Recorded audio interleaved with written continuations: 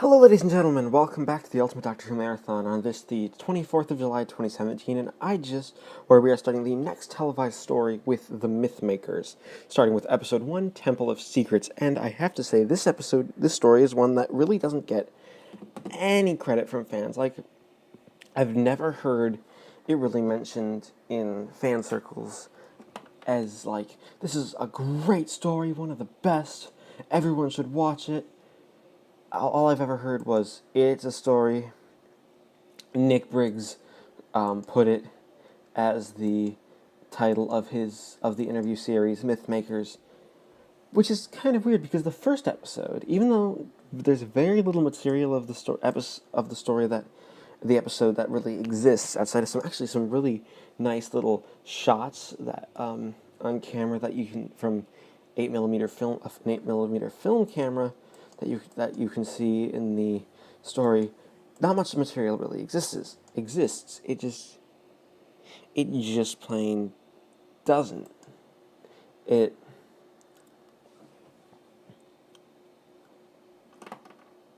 just sort of makes the story, really, really tough to watch, and you can't really see too much of what the story is and really how the story exists and just anything really of that matter. It's not there to be watched, which is really a shame because I say that this story is actually really quite good. It does an excellent job of at least starting off the story of the Mythmakers with intrigue, setting us in the Trojan War.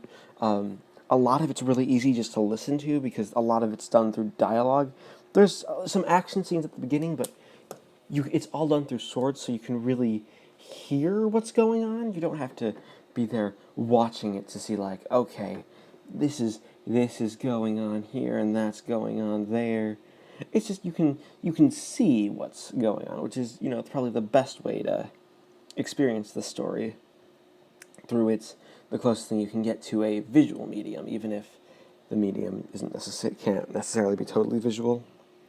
It just really works to open the story up to new possibilities and just give us something interesting to really delve into as we get on with what the story is actually going to be about. Now we have, I think really this is also an episode where William Hartnell really excels. Like, it's very comedic. Like, all the Greeks are the characters out of Homer, and they all sort of come across as famous Greek heroes who the audience is already probably very, very familiar with, in terms of at least in terms of plot. Like, they already probably know who Achilles is, and they already know who Agamemnon is. So you get it so that we have something, I guess you could say, something new to enjoy. You just have something new and something exciting to see. You have Hartnell, the Doctor. Basically, they arrive on the Trojan horse. Achilles and Hector are fighting. Achilles kills Hector, as per, I believe it happens in the Iliad. I've never actually read the Iliad, so I've only ever read the Odyssey. I know, weird, right? You'd read the sequel, but not the original. I really should try to pick up a translation so I can read it. But you have the Doctor mistaken for Zeus, which is just, it's hilarious. The Doctor, I mean, he does an excellent, and William Hartnell does an excellent job at this. I mean, the only problem with this is that Maureen O'Brien and Peter Purves don't have too much to do. Peter Purves has more than Maureen O'Brien to do, and when he's in it, it's great. But yeah, everyone else they're just both sort of stuck in the TARDIS while the Doctor's having his adventure, which is legitimately funny. The ending actually has you this really good where it's like, right, I'm going to take the strange chap and have him sacrificed at my temple, which AKA is the TARDIS. But oh wait, the cliffhanger is the TARDIS is gone. It's kind of lackluster for cliffhanger, but it works with considering the episode is missing. So I think, because there are just a couple of these problems, I'm going to give Temple of Secrets a 9 out of 10, starting off the story really, really strong, and definitely improving on the last few episodes. So yeah, tomorrow will be small profit, quick return. It is the 25th of July, 2017, and I just finished watching Small Profit, Quick Return, the second episode of The Mythmakers, and I have to say, it improves on the first episode by quite a lot. The episode really just seems to... It does. It basically, the episode follows two storylines. The Doctor and Stephen's storyline, where Stephen convinces the Greeks to let him go into Troy and get the temple back,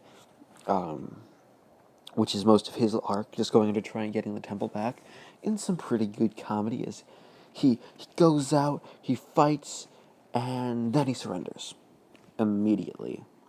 The Doctor, well, he is convinced to help the Greeks win the war, but of course, he doesn't want to do the Trojan horse, because that's just a silly myth that Homer made up to try to make a good conclusion for the Iliad. Even though I don't actually think the Trojan horse appears in the Iliad at all. I mean, I'm pretty sure it was the Aeneid that had the that had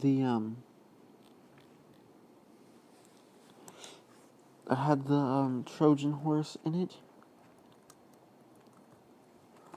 Let me just quickly do a quick check.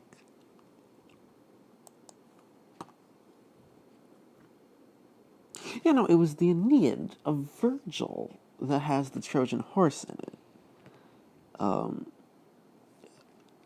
Though it's referred to in the Odyssey. So I don't know where the Doctor is getting that idea.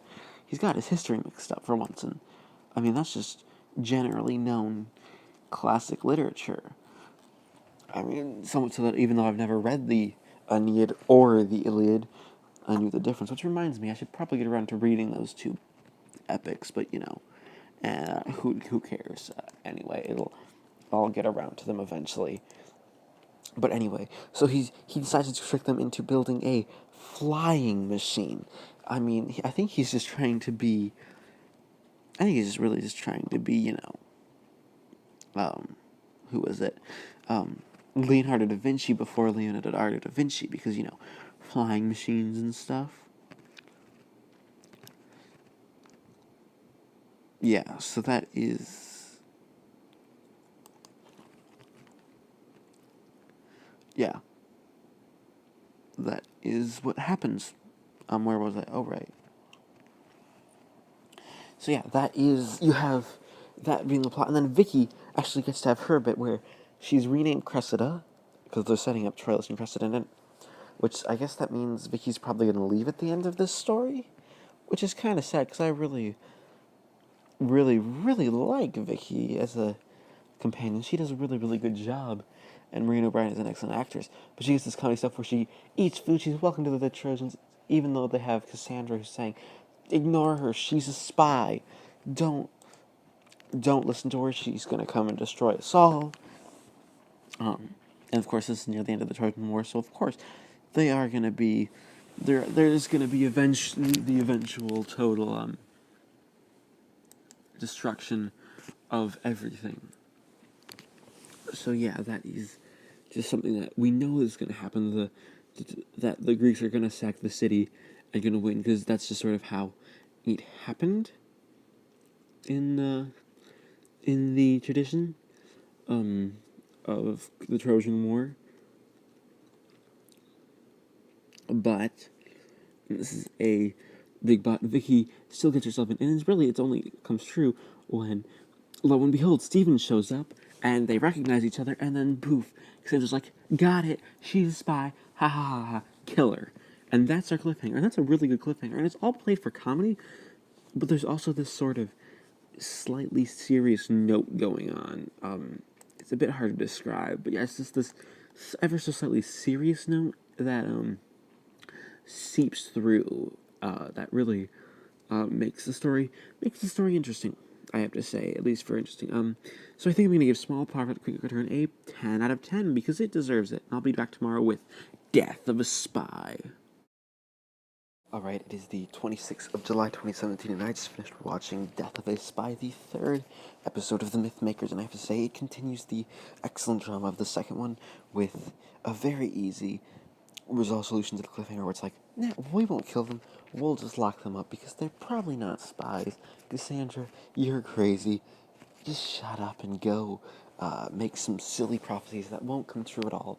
And basically, a lot of this episode for Vicki, Stephen's locked up in the cell, and a lot of the episode is Vicki really falling in love with Troilus, and they have this budding relationship that's really good. Now, I noticed that they were gonna do a relationship, and I was afraid they wouldn't be able to match David and Susan, but I think Maureen O'Brien's been able to do it, because she does it all subtly, and she does it talking to Stephen, and it comes across really, really well in the audio medium, which is something that I was a bit surprised at, because audio is not always the best place for these sorts of things, storylines, to play out, because a lot of it reacts on just looking lovingly into each other's eyes and, telling each other I love you, and it's, all that sort of mushy sort of stuff that I don't have a problem with in media. It's just hard to really pull off properly, in my opinion. It just doesn't always work out very well, in my opinion. That sort of I love you, and we're gonna live the rest of our lives together. That just sort of thing doesn't really work well too much, at least in my opinion. But we have what is an excellent episode, pontificated just with these characters moving together. You have Vicki, Marina Bryant. Peter Purves' Stephen is really, really good as well. He's stuck in a cell, and you can tell he's annoyed. He wants to be out getting some action, and he wants to, try to escape, because he knows the doctor's going to figure out something. I'll get to the doctor and his contributions to this story in a minute, but let's just first talk about all the Trojans. Cassandra makes an excellent sort of human villain. She's shouty and over the top, and it's all done for the sake of comedy. Donald Kahn does an excellent job at writing the comedy in this story. He really, really just plays everything up for laughs, and is like, but it also has this really good way of making, there'd be a real sense of foreboding that something's coming, that that the Trojans' luck is gonna run out and everything's gonna go and fall down, and sure enough, it does happen at the end of the episode.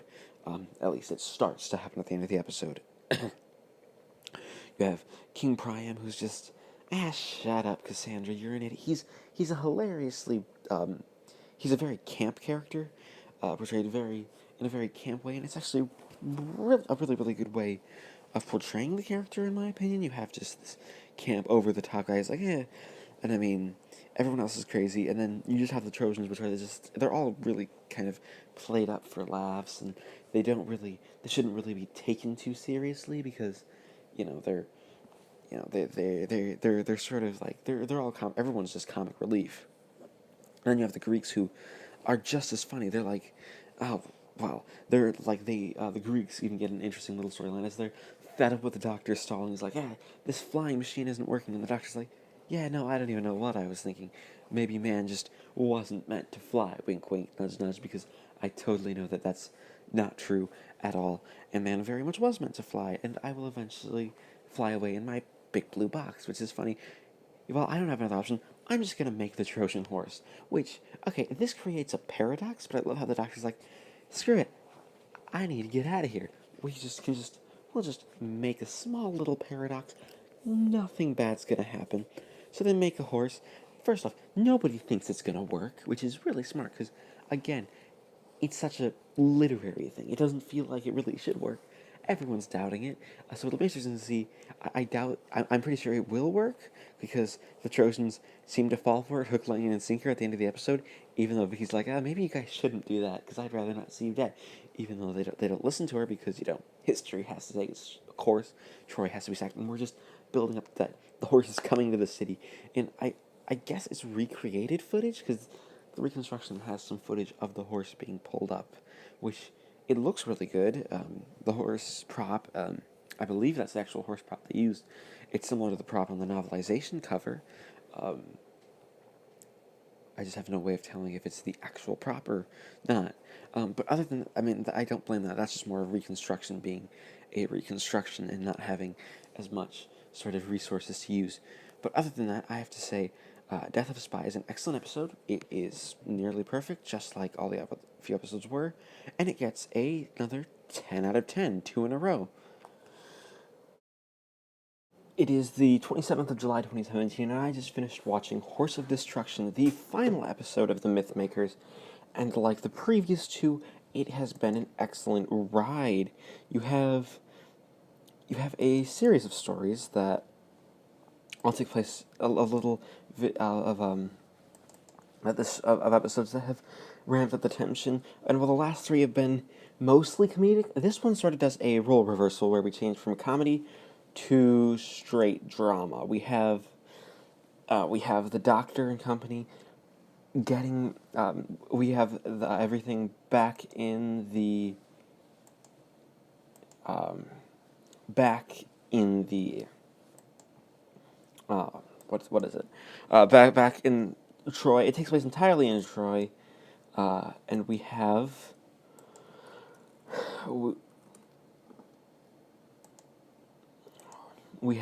everybody in Troy, and in Troy we have the horse brought in. Night falls. Cassandra's laughed at, and a massacre ensues. The Greeks come out, they kill nearly everybody, but not before Vicki is able to convince Troilus to leave the city, and it's done very well. So you have Vicki be like, no, you've got to go. I might, or else, or else, something bad's gonna happen. You gotta find this Diomedes person, who may or may not be totally and completely evil, but that doesn't matter right now. We don't need to. We can ignore that for now, and we just, because he's your enemy. You just need to leave. Just leave the city. Basically, Vicki convinces Troilus to run and hide, which is a bit comedic because you have just that sort of role reversal, so they survive, and you have the big gunfight at the end where Vicki decides she's gonna leave the Doctor, and it seems a little sudden, but it kind of makes sense because Vicki has been traveling with the Doctor, and the relationship that has been set up by this story has been a pretty good relationship, and it seems makes it feel a bit more natural, but it's nowhere near perfect, so to speak. It just sort of it doesn't do as much as it could to make the relationship work 100% as we really do love each other. There's just a little bit missing there, but it's still generally pretty good. So I won't mark stuff off for it. And I mean, that it could be more of an acting thing because we of course don't have what is we basically don't have the acting existing to let this work out properly, at least in my opinion, because you have the reconstruction. That being said, most of the episode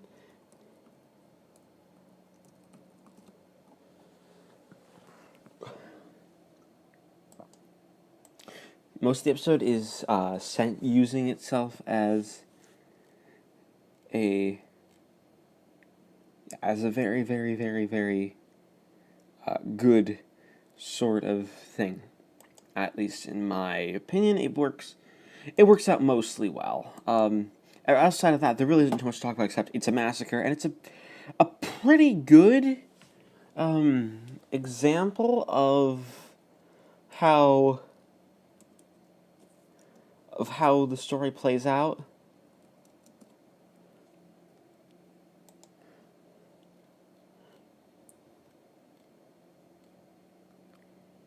Yeah, so yeah, it's good. It's pretty good.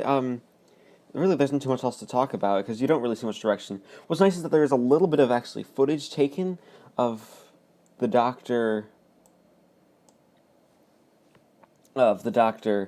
saying,